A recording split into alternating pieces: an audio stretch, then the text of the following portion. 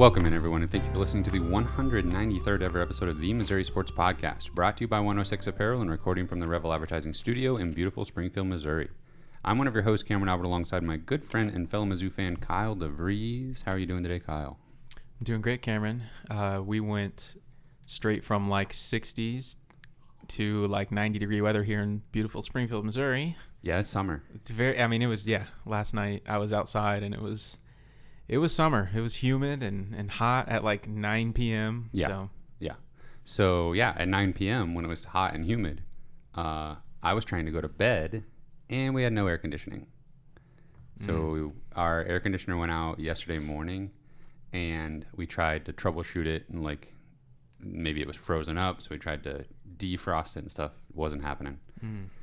So had it already been running this summer? Yes. Okay. Yes. Oh, we're a family that turns the air on early. You don't try to like make it a few more days or anything? No. The first moment that it's uncomfortably hot or warm, we kick it on. It's understandable. But the house just cooked all day and we weren't having it. So we were like, I was calling all over town to try to find somebody to come out and fix it. And of course, you know, there's probably thousands of people across Springfield right now with this heat wave that are turning on their air for the first time. And it's not working. Yeah. So nobody was going to be able to come out till tomorrow, till Friday. And that was untenable. So I kept calling. We found somebody that was a 24-hour service that could fit us in. They came out, had us back up and running in like 30 minutes. Nice. But it was 81 degrees in the house. We were trying to put a 7-month-old down to sleep, and she wasn't having it. Yeah. So we were trying to decide if we were going to try to like abandon ship and go to a relative's house or something, just so that Olivia could sleep better. And you're trying to go to bed at 9 p.m. Tell us about that. Well, it has a lot to do with the 7-month-old. And 7 a.m. podcast time this morning. Yes, those two things combined, it means got to get to bed early. That's understandable. So, yeah. My days of staying up late playing video games on a work night, it's over. You know, they could return if we miss you. If little ones' sleep habits improve, then they may turn around. Kyle, we have maybe a shorter episode this week. We are going to basically talk about how we were wrong about everything we said last week and nothing happened that we thought would happen. Yeah, everything we talked about last week is basically invalid now. But before we get into all that, don't forget, please subscribe to us on YouTube. If you're watching there, we appreciate it. If you're listening on a podcast service, leave us a review or a rating. And, of course, you can support the podcast directly at patreon.com/Missouri Sports Pod, patreon.com/Missouri Sports Pod. Football or basketball first? Surprise me. Jamarion Sharp returning to Western Kentucky. Yeah. What's up with that? I don't know, man. I mean, I got to say, this is probably the last thing I expected to happen in this situation. Jamarion Sharp's 7'5" big man that was at Western Kentucky. Missouri was looking good. I mean, they literally they had a great connection with his former coach from John A. Logan, is now an assistant coach in Missouri. We 2 spots open. Guys have transferred. It just seemed like we were paving the way for Sharp to join the team, and he returns to Western Kentucky. You know, we had heard about some NIL competition, maybe from Memphis, maybe Louisville. Memphis got that FedEx money. Yeah, and then I mean, Penny Hardaway's their coach, right, too? Yeah, that's got to have some weight as well. But I just didn't see him going back to Western Kentucky. That was like, whoa, that's a twist. And, I mean, you said it last week that Rick Stansberry, you know, he was like the NIL before it was a thing. Right. And, you know, when it was illegal. And yeah, in hindsight, it's like, yeah, I guess this actually does make sense. Like, I don't know why we were discounting it as a possibility beforehand, but yeah, I was completely like not thinking that was a possibility. I didn't even and now it's like, it. oh yeah, I guess we should have considered that. Yeah. So he's not coming to Mizzou. Do you remember this? It's gonna be a little bit random. Let's hear but remember a couple of years ago when we were in on the Bowling Green transfer, Justin Turner, yeah. and he just decides to go back to Bowling Green. Like, what? That's so bizarre. Yeah. How it's like, yeah, with these very important pieces in the transfer market that we feel really good about and we really need, and we're like, nope, just gonna go back to my former. Yeah, at least that one, it was kind of like known ahead of time Yeah. that he was seriously considering returning True. to Bowling Green, and then but everybody discounted that at the time. Like, well, surely not. He's got, several Power 5 teams interested in him, and he was just like, "Yep, I'll just stay here." Kind of weird, but yeah, I would say that Mr. Sharp got a pretty strong offer to stay put. A former Tiger found a new home. Anton Brookshire committed to Iona, and Rick Pitino. Yeah. That's good spot for him, I guess. Iona. If you haven't watched a whole lot of college basketball in the last couple of years, Iona's good. They're a good kind of mid-major program. Like you said, Rick Pitino's there. And I guess he's shown that he knows how to coach still, even probably not cheating, or at least as much as he was at Louisville. So that's kind of an interesting landing spot. Yeah, they won 25 games last year, but then got upset in the conference tournament. They were like top 100 KenPom team, like 90th. Yeah, it'd be interesting to see what a historically great coach can do with a Anton Brookshire. They had Tyson Jolly on their team. Mm. It's kind of a name from way back when. He originally went to Baylor out of high school, then spent 2 years at SMU, and then finished his career at Iona. I could see Rick Pitino just cleaning up, though, like in the transfer market, guys trying to move down a spot, just swooping in. Yeah, transfer market works both ways for sure. Last thing I have for basketball, the Mizzou basketball staff has been finalized. And so we know all the assistants, all the support roles have been filled, everything like that. One name in particular that I thought was interesting was we randomly, I don't know how random, there's a connection through Florida State, but Michael Fly is now on the Mizzou coaching assistant pool support staff as the director of scouting, I believe.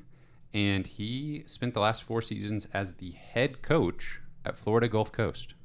Wow. A Division I head coach is not like the associate head coach, not an assistant. He's the director of scouting. That is interesting. And last year, Florida Gulf Coast won 22 games. Was he there after Dunk City or whatever that was? That was actually 2 coaches ago. Oh, wow. So Andy Enfield, who's now at USC, was the coach when they upset when they went to the Sweet 16. Upset Georgetown. That was actually quite a while ago. That was probably 8 or 10 years ago. Yeah, 2013. Oh, wow. Doesn't feel like it was that long ago. Jeez. But yeah, so he's been at USC for a while now. So I just thought that was interesting. I don't know. Yeah. That's like a lot of experience on that staff. And they have a connection going back to Florida State. But now that it's all put together, I really, really feel good about the direction we're headed. Seeing CY offer some of these guys out of Florida, and just, I don't know, it'll be interesting to see what kind of recruiting footprint Mizzou basketball has, because we've got offers out to people from Florida, California. I think there's a kid from Maine that has an offer. Yeah. So it's kind of all over the place. It's just good to see offers going out again, period. It seems like those last couple of years of the Conzo Martin era was, Conzo always was low key about recruiting, but it was literally almost nothing as far as high school guys getting offers and stuff throughout the year or throughout the summer. You couldn't even make a list of who we were in on. No, it would be 2 or 3 names maybe. Yeah, and that was only if they were high profile Missouri or Michigan kids. Yeah, 6-7 Michigan kids. The last month or so, I feel like I've seen more high school kids tweet out an offer from Mizzou than I feel like we saw in the last 2 or 3 years of the Conzo era. So, yeah, that's cool. That's an exciting thing that I have missed. Yeah, I feel like now I don't want to. I'm putting the cart before the horse here, but I feel like with this staff and the way they operate, I am anticipating a recruiting bump for the next couple years. Honestly, I think it'll be close to the improvement that we've seen on the football side as far as like recruiting classes. And, obviously some of that will be transfers, JUCO transfers, traditional transfers. Mm-hmm. But I think we're going to get a name or two each recruiting cycle that's going to excite the fan base. And, we still have 2 spots left for this recruiting class. And so it'll be interesting to see how those get filled. I think it's exciting times. Mm-hmm. The basketball team with the staff that they've assembled, I think, is poised to be successful. Yeah. So switching gears to football, a couple small things. J.J. Hester committed to Oklahoma. That's interesting. Mm-hmm. Obviously, wide receiver transferred from Mizzou. Looked like he was probably passed up on the depth chart. And there's more wide receiver recruits that we're in on for the next couple years. So he was looking for a better spot to have more playing time potentially, and landed at Oklahoma. Yeah. He is from Tulsa, I believe, so that it makes sense that he would end up there. Still, though, okay, that's an impressive landing spot. Whenever he first transferred, it was kind of like, okay, well, he must have gotten passed up, and wish you the best wherever you go. And then he lands at Oklahoma, and you're like, okay, now wait a minute.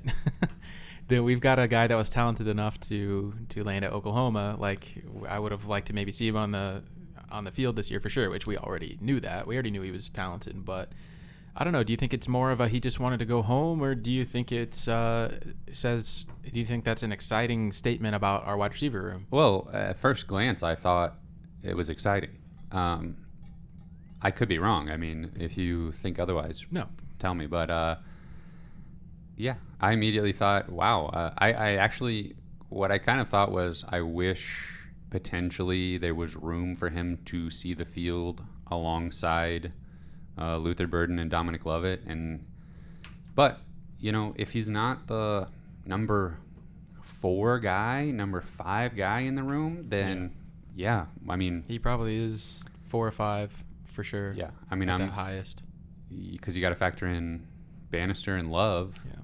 So 5th seems like the highest he could be. Now, he still has eligibility left. He would have climbed the depth chart. Mm-hmm. And but like I said, Missouri's recruiting some big names at wide receiver for the next 2 classes. Yeah, I don't even know who Oklahoma has, honestly. I know they lost some pretty big recruits that were in Luther Burden's class. Right. So maybe they just felt like they needed to add some depth, or maybe he has a realistic shot to see the field there. I'm not sure. And I wouldn't discount, if you're 4th or 5th on the depth chart at Missouri, if you're going to be 4th or 5th on the depth chart at Oklahoma, might as well be closer to home. And, being from Oklahoma, there's a decent chance that he grew up a fan and always wanted to play there. Maybe the opportunity wasn't there out of high school, being able to revisit that, go home. Mm-hmm.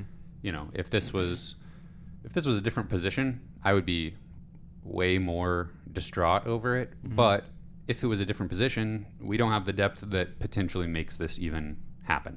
Yeah. So you buying stock in Burden, Mookie Cooper, and Dominic Lovett?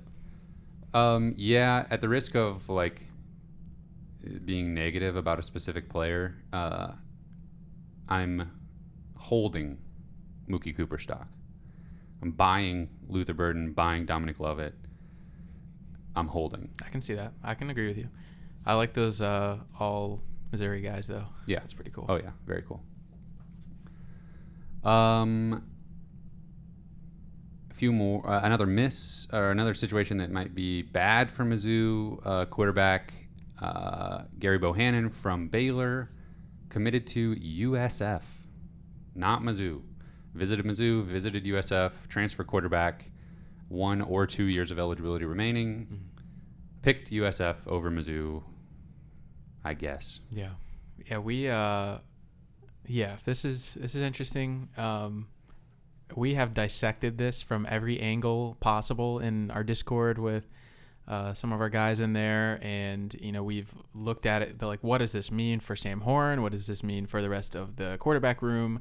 Why can we not land a transfer quarterback? All of that. It just seems interesting. I think only the coaching staff knows that Bohannon would go to South Florida. I think if he were to end up at another Power 5 school, maybe we wouldn't have thought about it as much. But clearly something is going on, like as far as what the coaching staff is looking for, as far as like they just probably aren't able to tell those transfer quarterbacks, yes, this job is yours for sure. And I guess that's just my guess as far as like that just has to be what's happening. Is there's no way they can guarantee a starting spot, and there's just more attractive options for some of those transfers where if playing time is their number one priority. Yeah, I just can't imagine how that's true. I agree for the most part, but I can't get there with JT Daniels. Yeah. How is there not a guarantee there? And then I don't know. So yeah, my thinking on this has kind of evolved, but I was thinking the coaching staff was specifically looking for a 1-year starter to come in and bridge the gap until Sam Horn is ready to take over. Mm-hmm. And then the Sam Horn baseball stuff was more of a story, so maybe they're looking for maybe not as much a guaranteed starter. Maybe they're just looking for another scholarship quarterback to be on the roster in case they don't have Sam Horn. And I guess I'm leaning more towards that being the case at this point, because I can't imagine if they were legitimately looking for a starter, they wouldn't be able to indicate to these transfers like it's your job to lose, basically. Yeah. I agree. I also just wonder if Daniels and Bohannon are just viewed different individually, maybe Sure. by the coaching staff. Yeah. Maybe they were able to tell Daniels like, yeah, this job is yours to lose, but we just lost out. Yeah, I think that's possible, but yeah, I don't know if we can just assume that they gave everybody the same pitch, but I don't know. It just is bizarre. I don't know that I've ever seen this many failures to just seemingly land some depth to a position. But yes, if that's what it is. Right. I agree. You'd think it would be, well, I don't know. It's almost like for adding a depth scholarship quarterback, they're setting their sights too high. Aiming high. Yes. Which maybe that speaks to them being more confident in Brady Cook and Tyler Macon than I was perceiving. That's possible, but they haven't shown anything that would indicate that, like in real life. Mm-hmm. But I don't know. I guess with Bohannon, if they were like, hey, listen, yeah, you're going to come in, compete for the starting job. We've got these two guys that have been here. You'll be competing with them. We got this freshman coming in. You'll be competing with him. And it's like, honestly, like, yeah, I mean, I feel like Horn is, I mean, we know how talented Horn is, but I almost feel like he's the piece that I forget about in that equation when we're thinking about a guy coming in and potentially not winning the job, because Horn may still be in that conversation, and maybe coaches don't want to tell Sam Horn that this is not your job to win this year, and especially when they're trying to maybe still almost recruit him against MLB, right? And they can't. I mean, they feel like that's a piece that they can't lose in that recruiting battle. That the starting job is not yours to win this year potentially. Yeah, I think you're exactly right there. There's no way they want to exclude Horn from thinking he has a shot at it day one. Mm-hmm. And then I think that goes back to the conversations that they're having with the transfers. They don't want to, if the coaching staff seriously thinks that Sam Horn could come in and win the starting job for this upcoming season, his true freshman year, then they don't want to block that by telling a transfer, hey, this is your job to lose. Mm-hmm. So I think those two things is something I hadn't really considered, is maybe they are more serious about Horn potentially winning the job year one than I gave them credit for. Mm-hmm. I can see that. They're worried about adding a transfer and then Horn saying, all right, yeah, fine. It's getting crowded, yeah. Yes, I'm just going to go take my signing bonus with baseball. Yeah. Man, it's very complex. And it's very unique. Makes me a little bit nervous. I'm not getting too nervous because we're so far out from the season actually starting still, but we're getting closer, and this situation has not cleared itself up at all. No clarity. But I know a lot of fans are done with this quarterback controversy. And I know. And we're not even in the summer yet. Exactly. Buckle up, because when Sam Horn gets on campus and we're having fall practices, there's going to be a legitimate competition. Yeah. And if you are, team Brady Cook, which I'm getting more and more that way every day, literally the only thing that has held me back from being all in on Brady Cook is how the staff has been handling this situation. Right. Yeah, that's really all we have to go on, other than a performance in a bowl game with no Tyler Beatty. Yeah. So if the coaching staff came out tomorrow, which they are so far from doing this, and said Brady Cook's our guy going into this season, then I'd be like, okay, cool. Like, let's do it. Let's see what we got. I can deal with that. Let's make it happen. Yep. But that's not going to happen. They're not going to be deciding anything until maybe a week before the first game. I don't even know if we'll know then. Yeah. We are very, very far from this resolving, but we'll still talk about it. So at this point, if they add a quarterback, it's going to be somebody you probably never heard of, and you can almost assume they're not going to be the starter this upcoming season. Right. And I think they have to add someone. They only have 2 scholarship quarterbacks right now. Yeah. That's unless Sam Horn tells them, don't worry, I'm coming. Him being the third guy, even if there's no injuries or anything, and he just has his 4 redshirt games to play as an emergency backup, I think they would be fine rolling into the season with that. But without that assurance, they're going to add another guy, and we're going now from if they add someone, they will most likely be the starter, to if they add someone at this point, they will almost likely not be the starter. Right. We got another quarterback to talk about, though, because Missouri got a commitment from a quarterback from next year's recruiting class, Gabarri Johnson from Washington, 4-star quarterback. It's 6 foot, just under 200 pounds, pretty mobile, super athletic, and we're just stockpiling 4-star quarterbacks at this point. Yeah.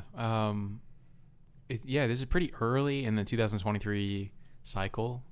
He's our 3rd commit of the class, which honestly, we're off to a fantastic start for the 2023 class. It could end up being a little smaller class, but we'll see.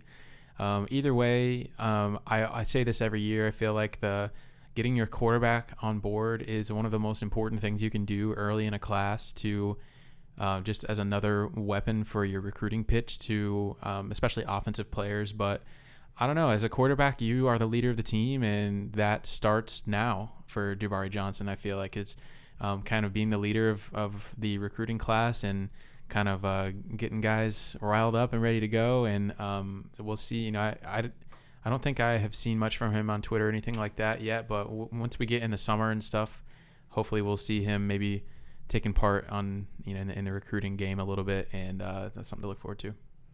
Yeah, this is what good programs do, though. You bring in a quarterback every year, the best one you can get, and then you just kind of let it sort itself out. Yeah. And right. Yeah, I think this addition to me says nothing about anybody in the current roster. Right. It says nothing about Sam Horn and his ability to get to campus.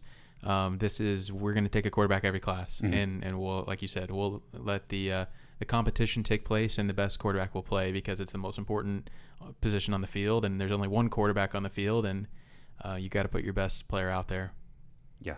So super excited for this commitment. Hopefully it sticks. Hopefully, with an early commitment like this, you never know what. It is a long way till signing day. That is true. Likes to say. Yeah, I mean, he like you said, from Washington State. Missouri did not come in to his recruitment early. It seems like they came in really late, just maybe a couple months ago, and he came in for a visit a week or two ago. It went astoundingly well, sounds like, and obviously then within a week or so he's jumping on board. So that's impressive. That's a very impressive recruiting move by Drinkwitz, and it seems like a lot of times bigger programs are doing that to us, where they come in and are just able to kind of throw their brand around and be able to kind of be a mover and shaker in recruitments, and Missouri did that to Washington. I think Washington was thinking they were going to land Gabarri Johnson, and we came in and stole him. And it seems weird to say that so early in a recruiting cycle, but that's that's how I feel like it went, to be honest.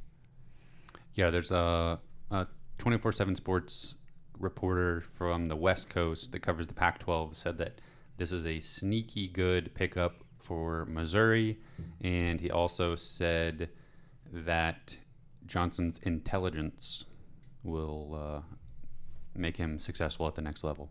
Yeah, I mean, he's an exciting player, like you said, very mobile, good arm, and I mean, his highlights look like, I mean, he's just running all over the place. Like nobody can touch him. So it's always intriguing to, I mean, that's just the way the NFL game's going to, just having mobile quarterbacks that just adds an entire new dimension that the defense has to account for on the field. Sometimes you even have to just put a spy out there that just their entire job is making sure the quarterback doesn't get out of the pocket and stuff like that. So it's intriguing for sure. Yeah, and just to grab this guy from so far away from the state of Missouri is kind of wild. But I mean, to go full circle to what I was saying about the basketball recruiting, like that's what this Mizzou staff has done since Drinkwitz took over, is they just go pick guys from seemingly random states. Yeah, when have we ever done that? Like 4-star quarterback from Washington, 4-star quarterback from Georgia. Yeah. I think that's where Sam Horn's from, right? Like what? That's unheard of for Missouri recruiting. Yeah. I love it. So hopefully the basketball team can follow suit and do some similar things. Well, I said it'd be a pretty short episode. I think that's it for this week. You got anything else for the folks? I think that's it. Special thank you to our Patreon supporters at the $10 level and above: Britt Treese, Brian Smith, Ryan Demore, Tristan, Ben Smith, Parker, Daddy JD, Luis Hernandez, Tim Keynes, Tyler Harsel. Thank you. Thank you, boys. You can find this podcast on Spotify, Google Podcasts, and Apple Podcasts. We're on Twitter at Mizzou Sports Pod, and you can email us at MissouriSportsPod@gmail.com. You can find our t-shirts and stickers on our online shop, MissouriSportsPod.BigCartel.com. Thank you, everyone, for listening. We will see you next week.